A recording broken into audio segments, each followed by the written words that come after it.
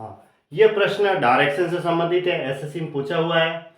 प्रश्न दिशा से संबंधित है और दिशाएं मैंने आपको बता दी ऐसे होती है ना, ऊपर उत्तर होती है, नीचे दक्षिण होगी इसके विपरीत, और इस साइड में जो दिशा होगी वो पूर्व होगी और इस साइड में पश्चिम, ऐसे होती है दिशाएं। ठीक है, ये इस तरीके से दिशाएं होती है। अब A B C D E, 5 लड़के एक पार्क में एक वृत्त में बैठे हैं। 5 लड़के एक सर्किल में बैठे हैं, वृत्त में। एक वृत्त बना देते हैं पहले तो, ये लो एक वृत्त बना दिया। ठीक है, अब 5 लड़के किस अरेंजमेंट में बैठे हैं वो अभी आगे बताया गया है। ए का मुंह दक्षिण पश्चिम दिशा में है।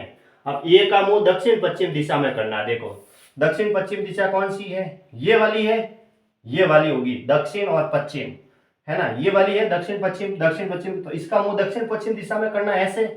तो इसको फिर मुझे कहाँ बिठाना होगा, देखो ये उत्तर का मुंह, ये नीचे वाला दक्षिण होगा, ये इस साइड में पूर्व, इस साइड में पश्चिम। अब देखो मुंह इसका किसकी ओर करना है, दक्षिण पश्चिम दिशा की ओर, यानी ऐसे मुंह होना चाहिए।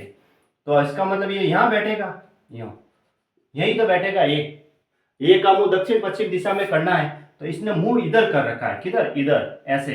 तो ये दिशा का जो तीर है वो दक्षिण पश्चिम दिशा में हो गया। यहाँ नहीं करना है, यहाँ होगा तो इसका मुंह फिर अंदर की ओर हो जाएगा, जो कि उत्तर पूर्व की ओर हो जाएगा। फिर अगर इसको यहाँ बिठाते तो फिर इसका मुंह इस साइड में होता, और ये वाला जो एरो है वो मुझे यहाँ मिलेगा, फिर उत्तर पूर्व की ओर हो जाता। मुंह है वो इसका दक्षिण पश्चिम दिशा की ओर करना है, इसलिए इस ऐसे बैठेगा तो इसका मुंह इधर हो जाएगा, ये ऐसे, ये देखो ऐसे हो जाएगा इस साइड में, तो वो दक्षिण पश्चिम दिशा हो जाएगी। डी का मुंह दक्षिण पूर्व दिशा की ओर है। देखो दक्षिण पूर्व किधर है, ये रहा। ठीक है, इसका मुंह इस साइड ऐसे होना चाहिए, दक्षिण पूर्व की ओर। अब ऐसे कहाँ मिलेगा मुझे, यहां से, यहां मिल जाएगा। देखो यहां से ये इधर मुंह करके बैठेगा ना, ये लो इधर मुंह हो जाएगा इसका, ऐसे जैसे इसका इधर मुंह था ऐसे। ठीक है, तो इधर कौन बैठा है, तो ये वाली जो एरो मिल रही है मुझे वो दक्षिण और पूर्व की मिल रही है। तो डी का मुंह दक्षिण पूर्व दिशा की ओर हो गया, तो ये लाइट डी यहाँ आ जाएगा। फिर आगे क्या कह रहा है, बी और ई क्रमशः ए और डी के ठीक सामने बैठे हैं। देखो आगे कह रहा है कि बी, पहले बी है फिर ई है, पहले बी है और फिर ई है, क्रमशः कहा ना, तो ये बी के लिए और ये ई के लिए, बी और ई के, बी और ई, यानी ये जो बी है और वो जो ई है ना, वो क्रमशः ए और डी के ठीक सामने बैठे हैं।